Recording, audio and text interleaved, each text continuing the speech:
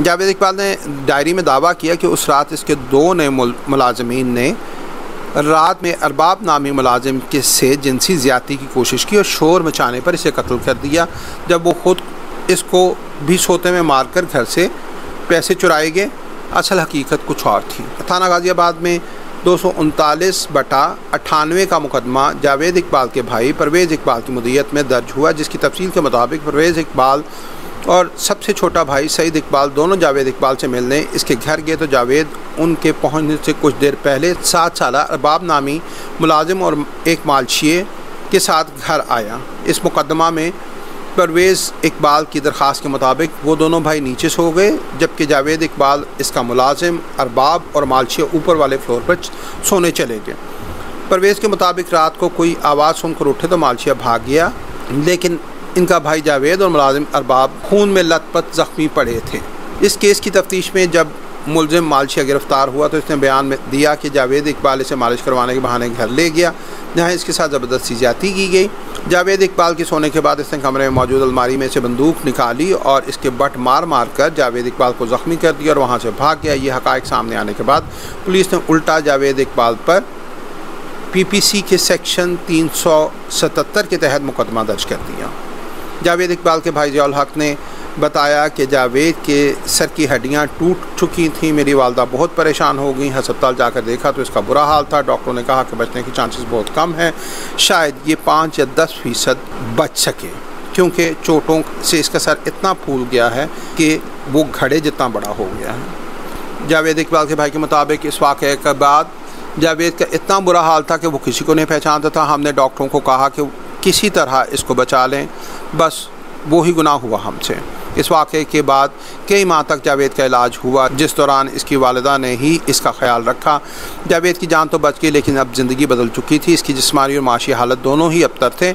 Javed Iqbal case की तफ्तीश करने वाले साबिक DSP मसूद अज़ीज़ ख़ान ने बताया कि जावेद इकबाल ने तफ्तीश के दौरान इन्हें बताया कि इस वाक़े के बाद इसने सोच लिया था कि इसका बदला लेना है।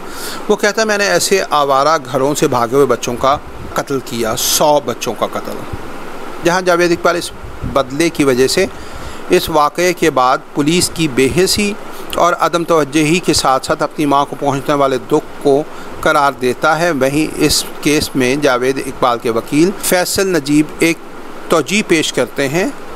फैसल नजीब ने कहा कि जब जावेद इकबाल ये कहता था वो मर चुका है, तो इसका मतलब है कि इस वाक़े के बाद वो जिनसी तौर पर नाकारा हो चुका था। वजूहात जो भी हों, जावेद इकबाल इस वाक़े के बाद 16B रावी रोड के उस मकान में मुंतकिल हुआ जहां 9 माह बाद इसने 100 बच्चों के कत्ल का दावा किया। जावेद इकबाल की डायरी के मुताबिक ये 20 फरवरी 1999 का दिन था जब इसकी वालदा भी इसके हमरा थी। 3 कमरों पर मुश्तमिल ये मकान, जो अब इस हालत में मौजूद नहीं है, लाहौर की यादगार चौक से चंद कदम के फासले पर ओल्ड रावी के किनारे एक ऐसी बंद गली में था जहां पास चंद ही मकान थे। सैयद मुनीर हुसैन शाह इस इलाके में प्रॉपर्टी डीलर का काम करते हैं। उन्हें आज भी वो अच्छी तरह याद है जब जावेद इकबाल मकान किराए पर लेने उनके दफ्तर आया था। सैयद मुनीर हुसैन शाह ने बताया कि इसे 3-4 लोगों ने सहारा दिया हुआ था। ये मकान किराए पर लेना चाहता था, जो एक रिटायर्ड ब्रिगेडियर साहब का था। बीमार सा बंदा लगता था। मैंने सोचा इसे कुछ हो गया तो इसकी शख्सी ज़मानत कौन देगा। इसका एक रिश्तेदार जो लकड़ मंडी में रहता था, उसने मुझे इसे मकान देने पर ज़मानत दी। मैंने 500 रुपये कमीशन लेकर 2000 रुपया महीने में 1 साल के लिए मकान किराए पर दे दिया। सैयद मुनीर हुसैन शाह के मुताबिक इस मकान में जावेद की वालिदा, बीवी और एक बच्चा कभी कभार आते थे, क्योंकि अक्सर ये किराया लेने जाता था और जावेद की वालिदा किराया दिया करती थी। ये वो वक्त था जब जावेद के माशी हालात हर गुज़रते दिन के साथ ख़राब होते जा रहे थे। अब ना तो कारखाना था, ना ही वीडियो गेम की दुकानें जहां से रोज़ाना की बुनियाद पर कमाई आती हो। जावेद इकबाल ने अपने भाइयों से मदद और पैसों का मुतालबा करना शुरू कर दिया। यही वो वक्त था जब जावेद इकबाल ने 100 बच्चों के कत्ल को अमली जामा पहनाया और 16B रावी रोड मुंतकिली इस मंसूबे का पहला कदम थी। जावेद इकबाल की डायरी के मुताबिक बच्चों के कत्ल के सिलसिले का आगाज़ 20 जून 1999 को हुआ और 26 जुलाई को इसकी वालदा का इंतकाल के बाद इसमें तेज़ी आ गई। इस डायरी के मुताबिक आखिरी कत्ल 13 नवंबर को किया गया।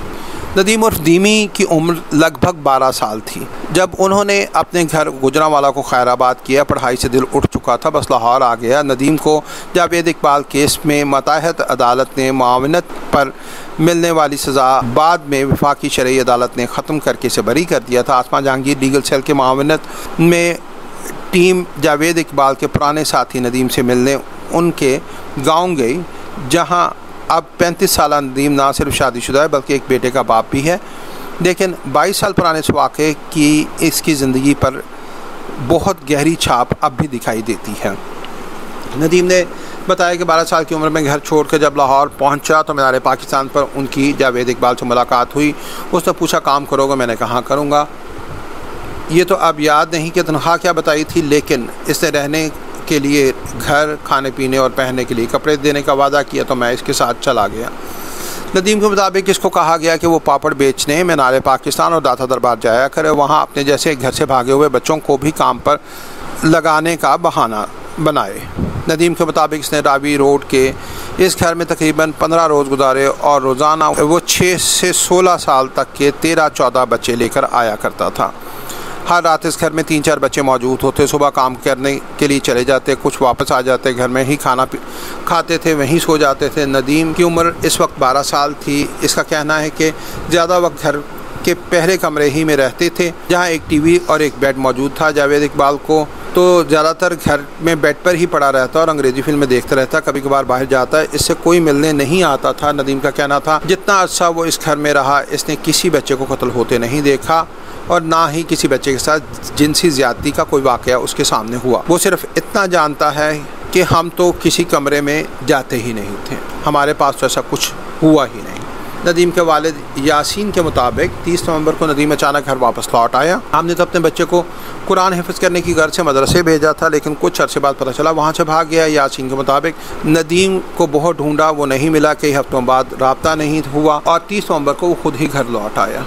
गली में कभी प्रॉपर्टी डीलर सैयद मुनीर हुसैन शाह आज भी ये मानने को तैयार नहीं कि जावेद इकबाल के घर में 100 बच्चे मार दिए गए। इनके मुताबिक इस वक्त गली में सिर्फ 4 घर थे। बाहर गली में पंक्चर लगाने वाला और चाय बनाने वाला होता था। अगर अंदर बंदे जाते तो इनको भी पता लगता कि अंदर कोई जा रहा है। मेरे ख्याल में इस घर में बच्चों का कत्ल नहीं हुआ, मैंने नहीं देखा। गली में कभी किसी ने शिकायत नहीं की थी। सैयद मुनीर हुसैन के मुताबिक इस घर के बिल्कुल सामने एक घर था और साथ वाले घर में भी फैमिली रहती थी, जबकि घर की पिछली दीवार बहुत ऊंची नहीं थी, साथ वाले घर से नज़र आता था, मगर कभी किसी ने वहाँ तेज़ाब या कुछ जलने की बदबू महसूस नहीं की। अब्दुल जब्बार लाहौर सराफा बाज़ार में काम करते थे और 100 बच्चों के कत्ल के इंकशाफात सामने आने के बाद 2-2.5 माह पहले ही रावी रोड की गली में रहने आए थे, जहाँ जावेद इकबाल का घर भी था। वो भी इस केस की सदाकत पर सवाल करते नज़र आते हैं। अब्दुल जब्बार के मुताबिक इनका और जावेद इकबाल का घर आमने सामने था, लेकिन उन्होंने कभी जावेद इकबाल या किसी बच्चे को गली में आते जाते नहीं देखा। अब्दुल जब्बार ने बताया कि इन दिनों इनकी टांग टूटी हुई थी जिसका इलाज चल रहा था और साथ ही अपने लिए नए मकान की तामीर भी करवा रहे थे, जिसके लिए वो सारा दिन घर पे ही बाहर गली में बैठे रहते थे। इस केस में सिर्फ हमसाये और प्रॉपर्टी डीलर ही सवालात उठाते नज़र नहीं आते, बल्कि अजीब बात यह है कि पुलिस ने भी जावेद इकबाल के पहले इतराफ़ी ख़त को मानने से इनकार कर दिया कि वो कत्ल कर भी नहीं सकता। ये बात इस केस के मंजर आम पर आने से कुछ अर्सा पहले की है, जब जावेद इकबाल के पहले इतराफ़ी बयान के मुताबिक वो 100 बच्चों का कत्ल कर चुका था। जावेद इकबाल ने पुलिस के आला हुक्काम के नाम खतूत लिखे, जिसमें इसने 100 बच्चों को कत्ल करने का एतराफ़ करते हुए तमाम तफसीलात भी मुहैया की। इसने वो कत्ल कैसे, कब और कहाँ किए थे और इस वारदात को अंजाम देने का मकसद क्या था।